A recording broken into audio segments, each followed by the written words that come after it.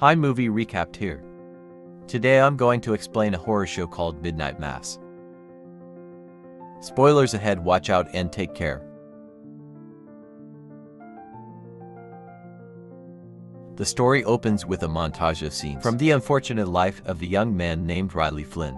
The first scene shows a site of a destructive road accident, as Riley watches the results of his drunk driving. He has caused a traffic accident that resulted in the death of a young woman, Tara Beth. Her lifeless body lies nearby with shards of glass all over her face. As the paramedics approach the stunned Riley, he begins to pray. The scene then quickly shifts to a courthouse, where Riley is sentenced to prison for 4 to 10 years. He is also ordered to pay the victim's family a sum of $104,000. Why the extra 4 years of his hard work and savings vanish overnight? Due to his decision to drive drunk, he is consumed with guilt for ending the life of the young girl, and that his promising future is now ruined by his own hands. Ever since that day, Riley has never had a good night's sleep. Every night, as he lays with his eyes wide open on his bed, he sees the image of Tara Beth. Her face is always covered in shards of glass, exactly like the day of the accident. 4 years later, Riley is finally released on parole. His promising career in Chicago as an investment banker is now down the drain. I thought they were all criminals, though he has nowhere to go but to his hometown of Crockett Island. Ollie's mother, Annie, is overjoyed to hear of her son's release, knowing that their family of 4 can finally be reunited. His father, Ed, however, deeply disapproves of his older child's wrongdoings. One day before the release, his younger brother, Warren, informs their mother that he is going to hang out with his classmates. They have arranged to meet at the town's dock, where a crew member who sells them cigarettes is waiting. Meanwhile, on the same island, a mysterious man with a giant trunk arrives on one of the 2 daily boats from the mainland. When the man gets to a house, he enters and drags the trunk in after him. He kneels next to it, bangs on the trunk twice, and whatever is inside bangs back. Later that evening, Warren and his 2 friends, Ollie and Josh, ride a boat to a nearby deserted island. This strange place is filled with cats, and everywhere they turn, the boys can hear eerie cat cries.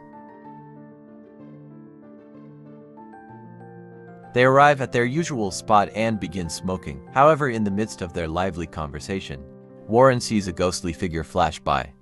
He is so scared that he falls down with a thud. When he looks again, the figure has vanished, convincing him that whatever he saw was just a trick of the eye. The next morning, Riley finally returns to his hometown. Since his brother and father are out fishing, only his mother comes to the dock to greet him. The young man is clearly unhappy that his father hasn't come to pick him up, but Annie diverts the topic by smothering him with tender love and air.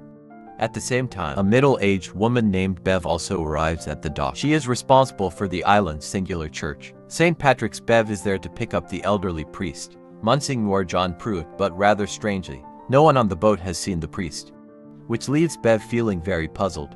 Elsewhere on the island, the only doctor, Sarah, is performing an ultrasound for Erin, who is 5 months pregnant. Everything with her pregnancy as well, and the baby seems to be healthy. It turns out that Erin had left the island when she was young, but just a few months ago her mother passed away, prompting her to return to the island alone and pregnant. She took over her mother's job and became a teacher in the local primary school. However, no one knows who the father of her child is, nor why she chose to stay on this desolate island. Father is either the devil or Vince Vaughn. There are no other answers. During the conversation with Sarah, she catches a glimpse of Riley and his mother returning from the dock. Her expression suggests that there is some unresolved romantic relationship between her and the young man. That night, Riley's family of 4 finally shares a reunion dinner. After many years, his father, eager to help him move past the shadow of the car accident, orders him to attend Mass at the local church from now on. He believes that God will cleanse the stains from Riley's soul. On the other hand, Bev returns to St. Patrick's Church after waiting at the dock the whole day. The priest's house is near the church, and she notices the lights are on. It seems Monsignor John must have returned to the island before her. Bev then approaches the home, but no one responds to her knocking. So she enters the house and sees scattered backpacks and a large, mysterious box with its lock undone. Just as she is about to open the box to inspect it, a figure slowly approaches. From her reaction, it is clear this person is not familiar. Monsignor John. Crockett Island is a tiny, isolated community of 127 where people, residents cling to commercial fishing in their faith in God. They live unaware of global events, as they are isolated from the rest of the world. In theory, the neighbors here should all live in harmony. However, the reality couldn't be any more different. An oil spill 3 years ago caused a big fire. and shattered the peaceful atmosphere of the island. The following day, St. Paul's Catholic Church on Crockett Island receives a new priest, Father Paul Hill. He is the same man who arrived 2 days ago with a large trunk. Father Paul tells the people attending Mass that the 80-year-old Monsignor John has fallen ill on a pilgrimage and is currently in a hospital for recuperation. We then get to know that most residents here believe and even attend church services weekly. A key part of the Mass is the consumption of Holy Communion, all prepared in advance by the new priest. As everyone goes to receive communion, only Riley remains seated, feeling unworthy in his unclean state. But Father Paul tells him that God is not as interested in those who are absolutely pure. As Riley leaves the church later, he sees his first love, Erin, who had left without a word years ago. She is now standing across the street waiting for him. He approaches her calmly, and she remarks that the prodigal son has returned. Riley replies with a smile, saying that she was the prodigal instead, and he was just a black sheep. So this is how the pious flirt. As the duo walks and talks, the middle-aged woman Bev looks at them with hostility. Nonetheless, the two ex-lovers keep talking, reminiscing about their past. Both Erin and Riley had sworn never to spend the rest of their lives on the island. They both ventured into the world, only to return to their hometown with emotional scars. Times have changed now, as Erin is now visibly pregnant. Riley has weathered the years. They are both deeply moved by each other's experiences. As evening approaches, the wind howls and dark clouds gather, which is soon followed by a heavy downpour. Father Paul sits on the sofa reading the Bible, when suddenly lightning flashes. "Oh God, Jesus." At the Flynn household, Riley stands by the window watching the scene outside. Suddenly he sees a tall figure wearing a trench coat and a hat. In a flash of lightning, he quickly calls his family over, claiming he saw Father John walking alone on the beach. However, none of them spots anything, not even a ghostly shadow. His mother thinks he must be mistaken because Father John is still recuperating in a mainland hospital. But Riley is certain about what he saw, as he recognized Father John's long coats and hat. He tries to verify it himself and prepares to go out to the beach. After rushing out the door, Riley indeed sees a tall, lanky man in a trench coat. The man looks back when he hears Riley's call, but then starts running away. Because the visibility is poor, Riley can't see the man's face clearly, and thus can't confirm who he is. The following morning, the people of Crockett Island wake up to a very strange scene. The island's beach is littered with the bodies of wild cats, with hundreds of seagulls circling overhead. Town Sheriff Hamza discovers that all the cats' necks have been bitten through, and their bodies show signs of tearing strangely. No blood was found on either the cat bodies or the beach, which puzzles the sheriff greatly. Cats don't have blood. The mayor, however, doesn't seem to care much, and suggests it may have been the work of small shark ospreys. Thus they decide to burn the corpses, in order to contain any disease they might be carrying. Shortly afterwards, Riley tells the mayor and about seeing Father John the previous night, but no one believes him, and Riley begins to doubt himself.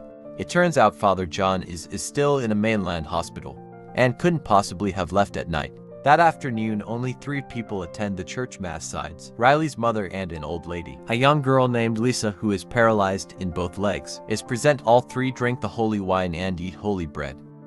After the mass, the kind and friendly Father Paul shots and laughs with the girl Lisa. All the way it is evident that the young girl likes the new priest. However, when Lisa sees a bearded old man named Joe Cooley nearby, her expression instantly becomes blank. Joe also leaves hurriedly with his dog and looks embarrassed. It is clear that there is some past issue between the two. After parting ways, Father Paul pays a visit to Dr. Sarah's home. He had learned that Sarah's elderly mother suffered from Alzheimer's disease and was unable to attend Mass, so he has taken the initiative to offer private service for the 80-year-old lady. He then proceeds to conduct the Mass, personally feeding her the holy bread and giving her the holy wine. That evening, when Annie is mending clothes, she accidentally pricks her finger. She screams in pain soft, but then suddenly realizes that her presbyopia, which has been troubling her for some time, has miraculously disappeared.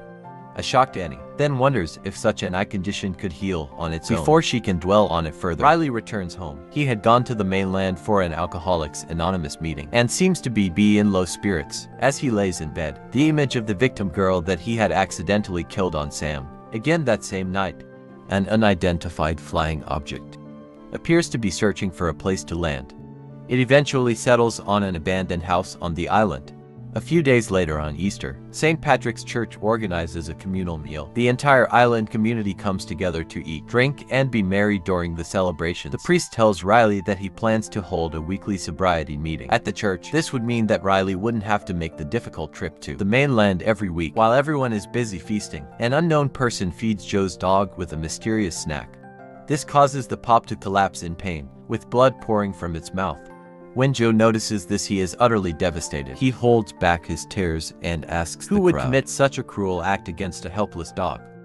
But everyone else simply looks on with indifference, indicating that Joe is not well liked among the community. He lives like a vagabond, appears messy, and has a drinking problem. But if everyone else in the building is okay with seeing a dog hurt, they are the psychos meanwhile.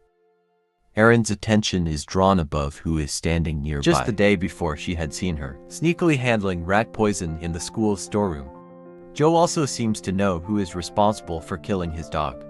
He glares at Bev with resentment but refrains from taking further action, as he has no evidence against her. Even if he can prove it, he knows he won't be able to confront her. On Easter evening, Erin is sorting through photos when she suddenly hears thumping sounds from the roof.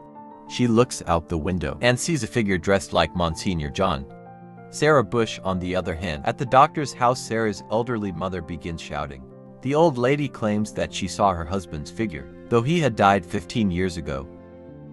Additionally, the weird incidents don't end there. A sailor on his way home sees the door of a nearby house open by itself. He stops and walks towards the house, asking if anyone is in there. He gets no response and is about to leave when suddenly a voice echoes what he just said. Driven by curiosity, the sailor enters the house, only to find a monster lurking in the dark. He is then attacked and pinned to the ground, and his screams are heard in the distance. The following day, a lot of people attend Mass. It seems like Father Paul's arrival on the island has ignited a fervent religious passion among its residents. After Mass, the priest challenges Lisa, a girl paralyzed for years, stand from her wheelchair and take communion. Everyone thinks the priest is joking, and even Lisa's father questions him. But suddenly she stands up from her wheelchair and gingerly walks towards the dais to receive communion from Father Paul's hand. This leaves everyone with their jaws on the floor,